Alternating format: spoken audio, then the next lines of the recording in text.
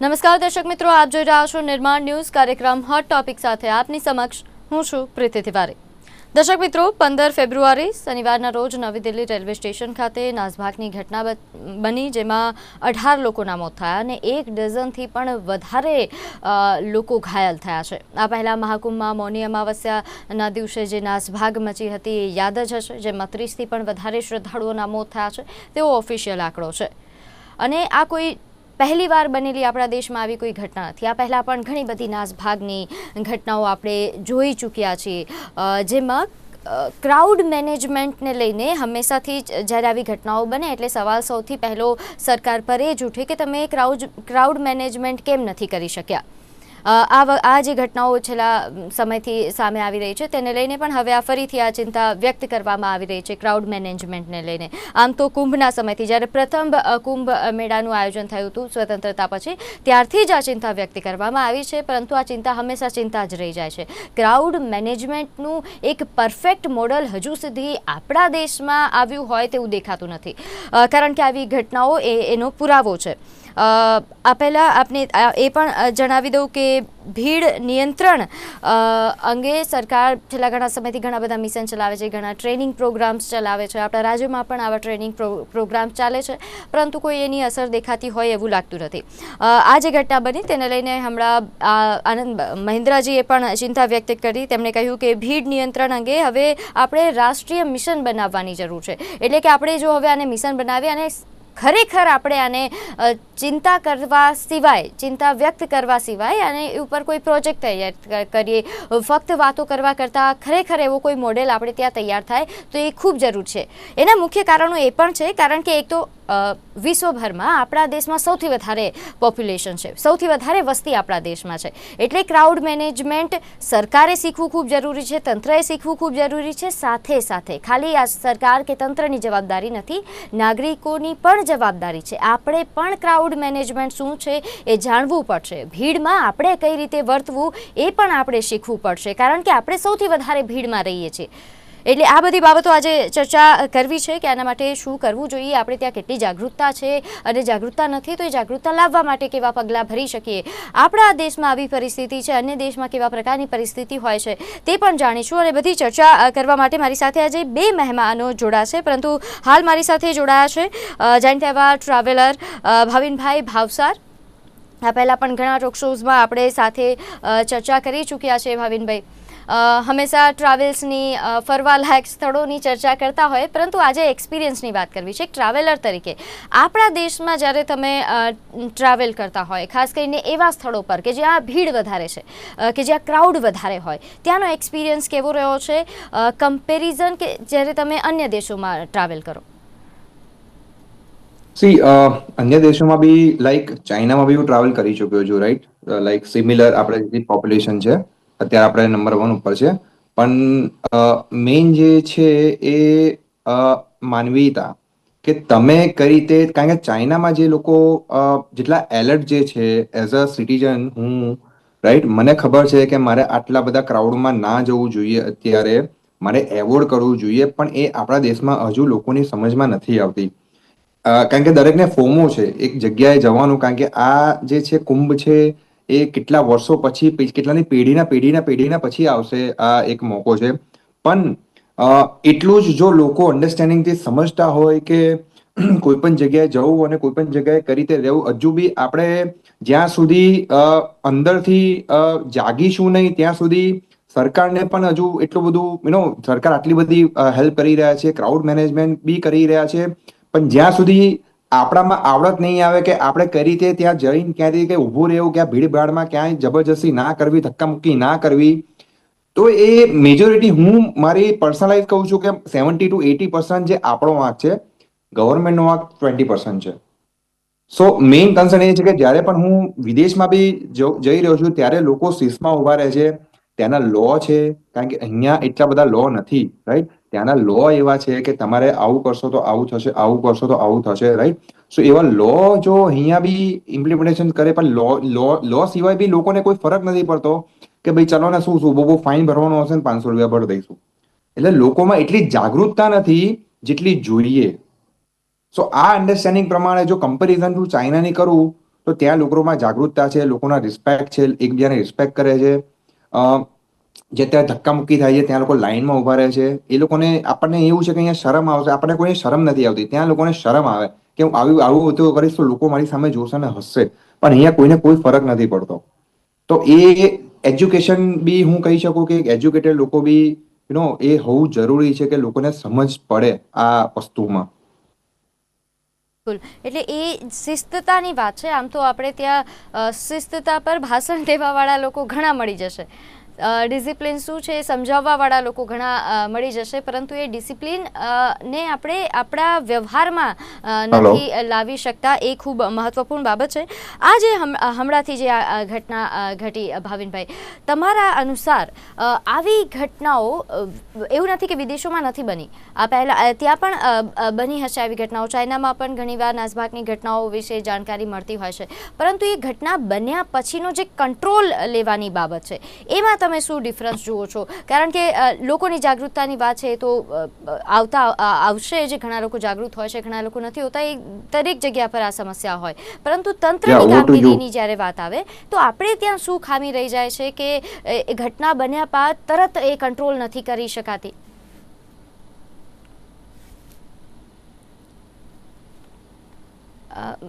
માફ કરજો ભાવિનભાઈ, હવે મારો અવાજ આવે છે? હા ભાવિનભાઈ, આપે જે રીતે વાત કરી કે વિદેશોમાં જે પ્રકારની શિસ્તતા છે, આપણા દેશમાં એ શિસ્તતા પર ભાષણ દેવાવાળા લોકો ઘણા મળી જશે, પરંતુ એ શિસ્તતાનું પાલન કરવા વાળા લોકોની સંખ્યા ઓછી છે, જેના કારણે આવી પરિસ્થિતિનું નિર્માણ થાય છે. એટલે આપણને ખ્યાલ છે, સરકારને ખ્યાલ છે કે આવું થવાનું છે, તો એ તંત્રે એ પહેલાંથી જ એવા પગલાં લેવાની જરૂર છે, જ્યાં કઈ જગ્યા પર કેવા પ્રકારની ભીડ થવાની છે, એ ભીડની સાયકોલોજી શું હશે, એ પ્રકારનું મેનેજમેન્ટ થવું જોઈએ. તો એ થતું નથી. એ અનેક ઘટનાઓ એવું નથી કે ત્યાં નથી બની, ચાઇનામાં પણ ઘણીવાર નાસભાગની ઘટનાઓ આપણે જોઈ છે, પરંતુ ત્યાં એ ઘટના બન્યા બાદ તરત કંટ્રોલ લઈ લેવામાં આવે છે. આપણે ત્યાં એ કંટ્રોલ લેવામાં ઘણીવાર વાર લાગતી હોય, સમય લાગતી હોય એવા ફરિયાદો ઉઠે છે. તો એમાં શું ખામી આપને દેખાય છે કે એવું કેમ થાય છે? જ્યારે ક્રાઉડ ઓવરક્રાઉડ થઈ જાય છે એક જગ્યા ઉપર, ત્યારે પણ અમુક તંત્રમાં બી એમના એ કશું જ નથી કરી શકતા એટ અ ટાઈમમાં, કારણ કે ભીડ જ એટલાને કંટ્રોલ કરવી ને લોકોને સમજાવવા, કારણ કે લોકોને બસ એક જ વસ્તુ હોય છે, લોકોને જવું હોય છે, પણ એ લોકો ના પોલીસ તંત્રની સાંભળતા હોય છે, ના લોકલ લોકોની સાંભળતા હોય છે, જ્યાં સિક્યુરિટી પર્પઝ માટે ઉભા રહ્યા હોય છે, ના એમની સાંભળતા હોય છે. બસ એમને ગમે તેમ કરીને એમના રીતે જવું હોય છે, જે આપણે કોવિડ ટાઈમમાં જોયું હતું.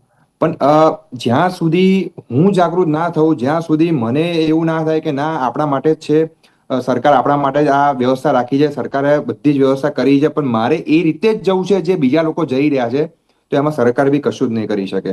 કારણ કે મને એવું લાગે છે ત્યાં સુધી દિલ્હીમાં જે થયું છે એ થોડું ક્રાઉડ મેનેજમેન્ટ થવા જોઈતું હતું, પણ ઓવર ક્રાઉડને લીધે બી આપણી બી ભૂલ છે.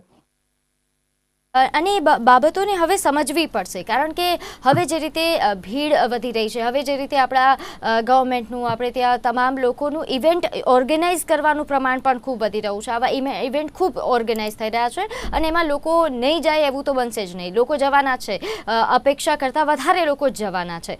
પરંતુ હવે આપણે એ લોકોએ, તંત્રએ તો જાગૃત થવાનું છે, એ તો થવાનું છે, લોકોને જાગૃત કરવા હોય તો આપના મતે કેવા પગલાં લેવાની જરૂર છે?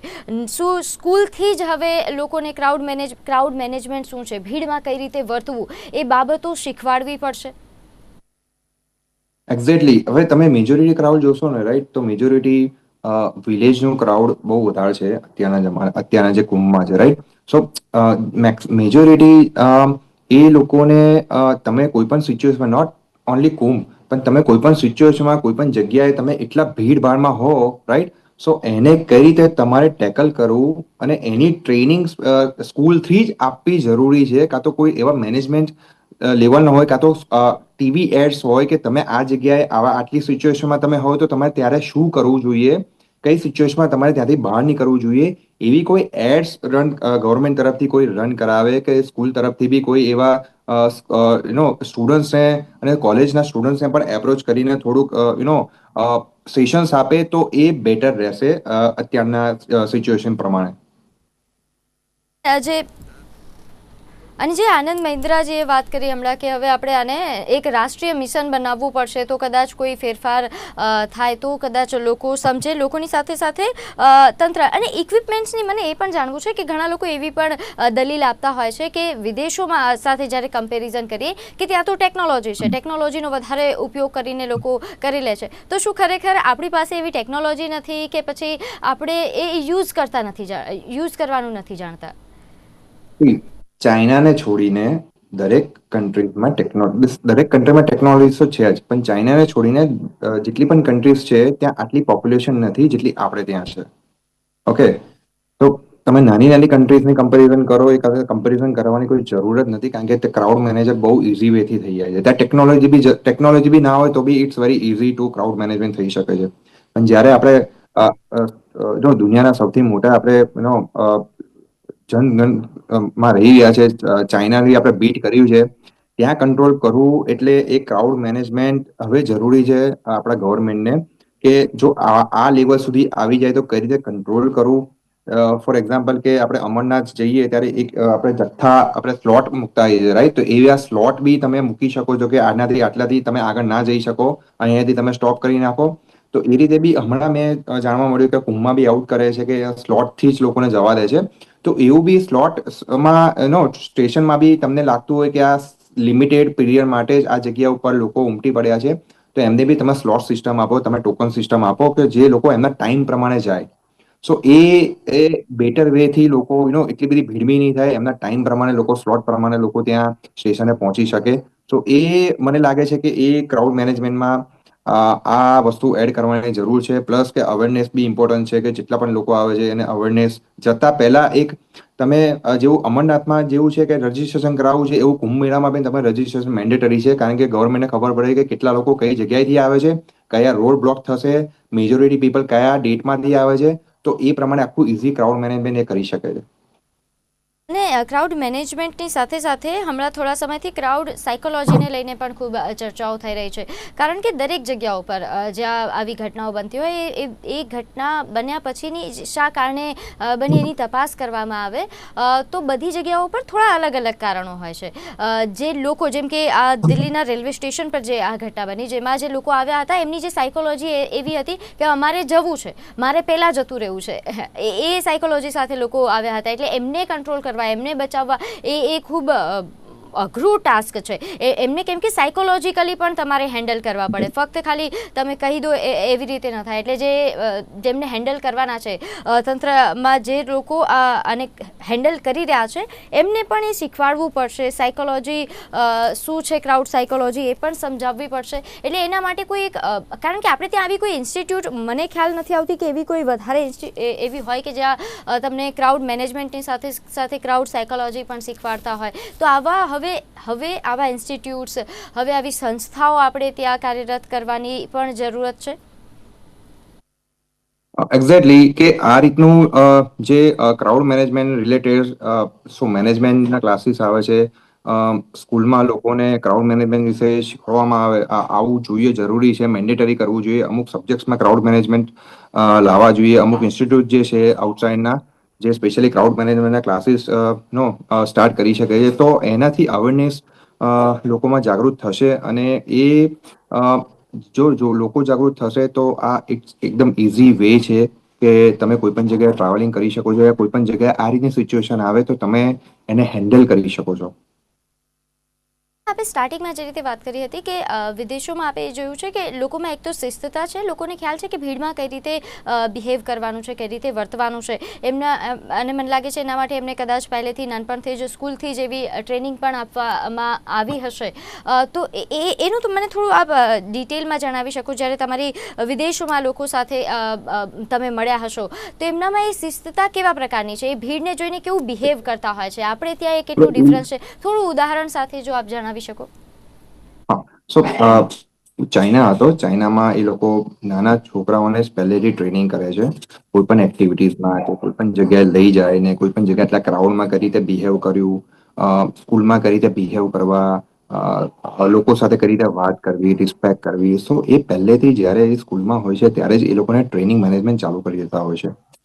ઓનલી નોટ ફોર ધ કે સ્ટડીઝ નહીં, પણ ઘણી બધી એક્ટિવિટીઝ જે છે એ લોકોને ટ્રેનિંગ આપે છે. જેવું આપણે ડોગને કેવી ટ્રેનિંગ આપી રહ્યા છે એ રીતે જ સ્ટુડન્ટ્સને કે કિડ્સને નાનપણથી જ ટ્રેનિંગ આપી રહ્યા છે. તો એ લોકોને જેમ જેમ ગ્રો કરતા હોય ત્યારે એમને આઈડિયાઝ આવે કે ના આ સિચ્યુએશનમાં આવે તો આ સિચ્યુએશનમાં મારે કઈ રીતે હેન્ડલ કરવી. સો એ રીતના પહેલેથી જ એ લોકોને એ રીતે ટ્રેન કરવામાં આવે છે. Not only China but majority ઘણી બધી કન્ટ્રીઝમાં બી અત્યારે લોકોને ટ્રેન કરી રહ્યા છે. તો એવી સિસ્ટમ જો આપણે લોકોને ટ્રેન કરવાની સિસ્ટમ આપણે એજ્યુકેશન સેક્ટર્સમાં લાવીએ તો એ બધા માટે બેનિફિશિયલ રહેશે. આપણી સાથે અનેક મહેમાન જોડાઈ ગયા છે. આપણી સાથે IHRDCના ડાયરેક્ટર ડૉક્ટર હિતેશ પટેલ જોડાયા છે. હિતેશભાઈ, નિર્માણ ન્યૂઝ પર આપનું સ્વાગત છે.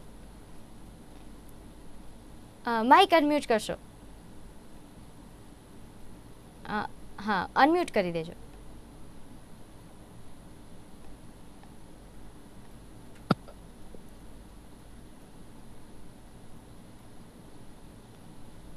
આપણો હા, ઓડિયો અનમ્યુટ કરવાનો હતો. હિતેશભાઈ, આપણે આજે ક્રાઉડ મેનેજમેન્ટ પર ચર્ચા કરી રહ્યા છે. સીધો સવાલ મારે એ જ પૂછવો છે કે આપણા દેશમાં જ્યારે ક્રાઉડ મેનેજમેન્ટની વાત આવે, જ્યારે આવી ઘટનાઓ બને છે ત્યારે એ પરિસ્થિતિને લઈને બધા જ સવાલ કરે છે કે આપણે ત્યાં ક્રાઉડ મેનેજમેન્ટ એટલું પરફેક્ટ કેમ નથી? આપણે ત્યાં ક્રાઉડ મેનેજમેન્ટની પરિસ્થિતિને લઈને હંમેશા કેમ સવાલ ઉઠે છે? मैम, सबसे पहले तो मैं बात करना चाहूँगा कि भारत में थोड़ा जियोग्राफी हम जानते हैं कि वर्ल्ड की सबसे ज़्यादा पॉपुलेशन भारत के अंदर है। हाँ? और ये ख्याल हमारा बहुत ही गलत है कि हमारा क्राउड मैनेजमेंट सही नहीं है। वर्ल्ड के सबसे बेहतरीन टॉप 10 मैनेजमेंट के अंदर हमारा क्राउड मैनेजमेंट आता है, क्योंकि सबसे ज़्यादा धार्मिक धार्मिक फंक्शंस हमारे वहाँ होते हैं, बड़ी क्राउड में होता है। सबसे बड़ा वर्ल्ड का लार्जेस्ट किचन नंबर 1 बोल सकते हैं वो भारत में होता है। तो बहुत ही बड़े लेवल पे भारत के अंदर ये काम होता है। अब कुछ एक्सीडेंट्स के माध्यम पर अगर हम ये सवाल करते हैं तो ये मैं बिल्कुल नहीं समझता हूँ, पर हाँ, ये जीरो एक्सीडेंट पॉलिसी हमारा होना चाहिए और वो ही हमारा रहता है। पर कुछ ऐसे पॉइंट्स है जो जिसका ये सब मैंने होता है। अगर मैं पर्टिकुलर सही तरह बात करूं, मैं किसी को संगठन को संस्था के नाम से नहीं कहना चाहूंगा, पर कुछ एग्जाम्पल के तौर पे बताना चाहूंगा जिससे हम बेहतर तरीके से समझ पाए। जैसे समझिए कि लार्जेस्ट किचन की बात करते हैं तो गुजरात में बहुत सारे होते हैं। हाँ, फिर उसी तरह सिख समुदाय बहुत बड़े भंडारे करते हैं, लार्जेस्ट लेवल पर करते हैं, बहुत लार्जेस्ट लेवल पर, है ना, जिसको तो लाखों में गिनती होती है।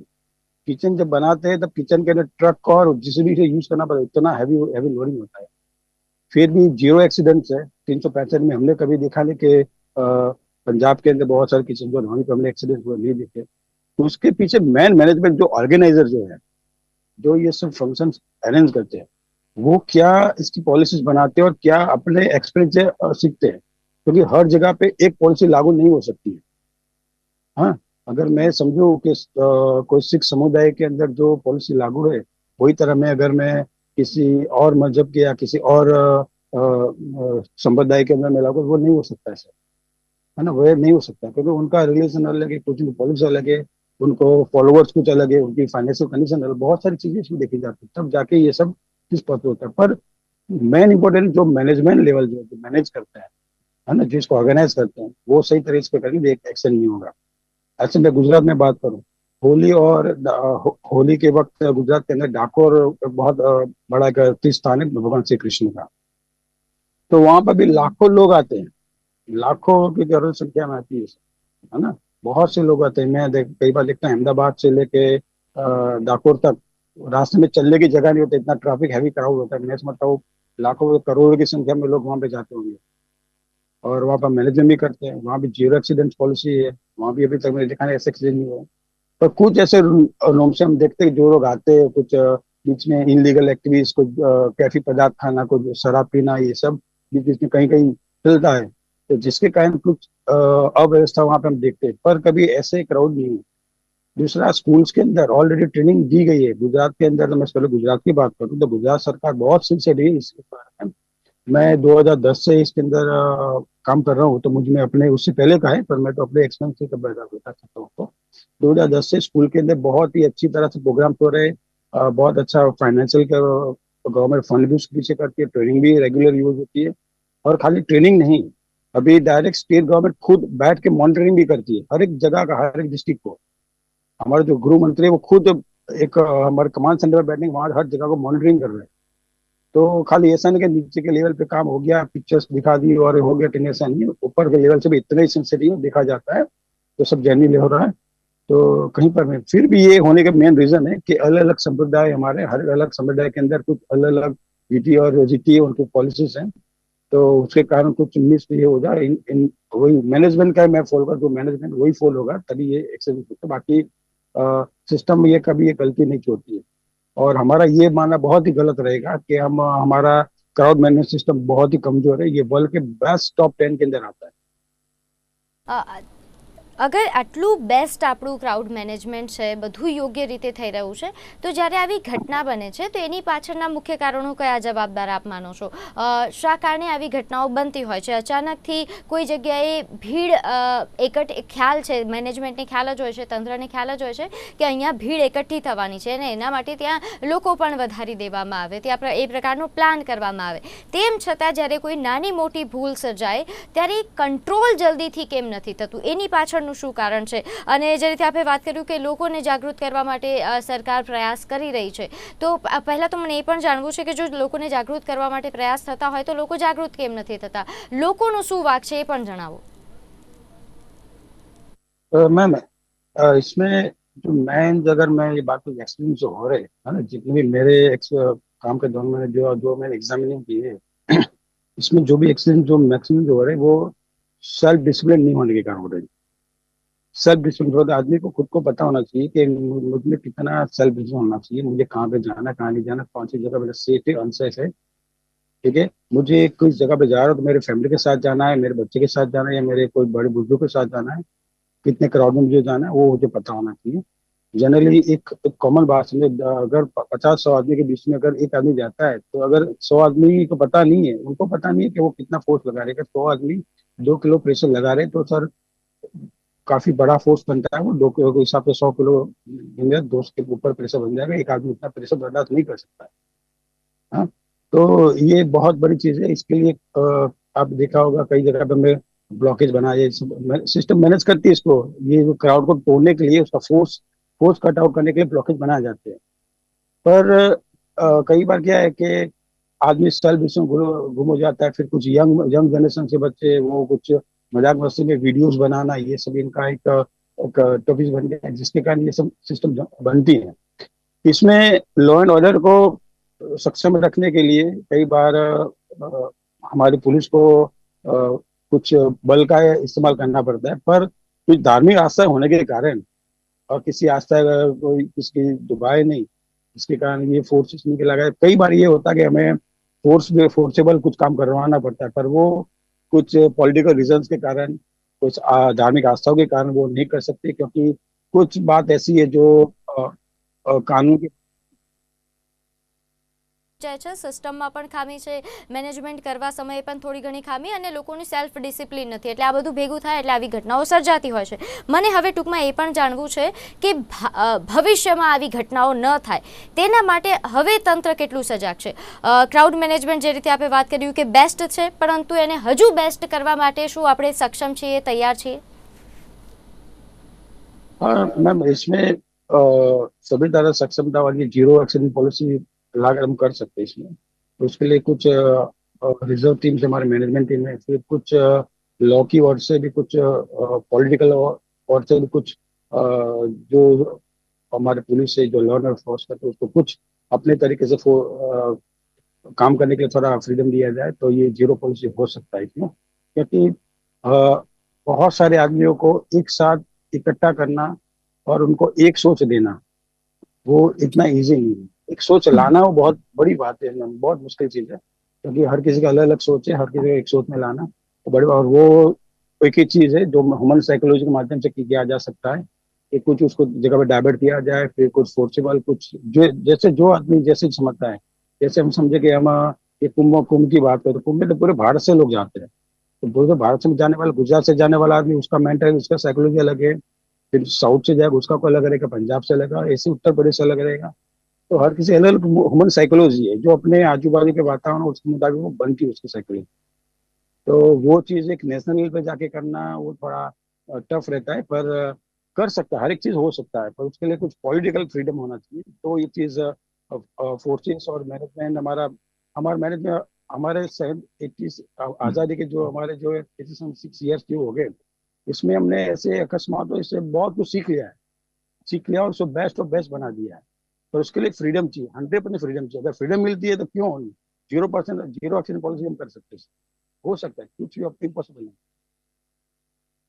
માંથી આપણે શીખી જ લીધું છે। હવે આ શીખી શીખ્યા ચૂક્યું પછી છે। આને અમલીકરણ કઈ રીતે કરવાનું છે એ વિચારવાનું છે। સરકારે પણ વિચારવાનું છે। જે રીતે હિતેશભાઈ વાત કરી કે એમને પણ એ પ્રકારની ફ્રીડમ જે મેનેજમેન્ટ કરી રહ્યું છે એમને પણ એ કોઈ દબાવ ન રહે, દબાવમાં એ મેનેજમેન્ટનો પ્લાન ન બનાવે, યોગ્ય રીતે બનાવી શકે, એ પ્રકારની ફ્રીડમ એમને મળવી જોઈએ। સાથે સાથે ફક્ત આ લોકોની જવાબદારી છે, મેનેજમેન્ટ કરવું એ સરકારની જવાબદારી છે, એવી વિચારધારા આપણે પણ ન રાખીએ। આપણે જ્યારે ભીડમાં જઈએ છીએ તો આપણી જવાબદારી આપણે લઈને જઈએ, કારણ કે આપણે ત્યાં ભીડ એકઠી કરવી એ તો ખૂબ આસાન છે। કોઈને પણ નેતાને ભીડ એકઠી કરવી હશે તો ચૂટકીમાં થઈ જશે, કોઈને પણ ભીડ એકઠી કરવી હોય તો થઈ જાય છે, પરંતુ પછી ભીડ એકઠી કર્યા પછી એને મેનેજમેન્ટ કઈ રીતે કરવું એ કોઈને ખ્યાલ નથી, અને એ જ હકીકત છે। એટલે એના ઉપર હવે બધાએ ધ્યાન આપવું પડશે। સહિયારો પ્રયાસ કરીશું તો આવી ઘટનાઓ ભવિષ્યમાં નહીં બને। આ બંને મહેમાનો અમારી સાથે જોડાયા તે બદલ આપનો ખૂબ ખૂબ આભાર। નમસ્તે।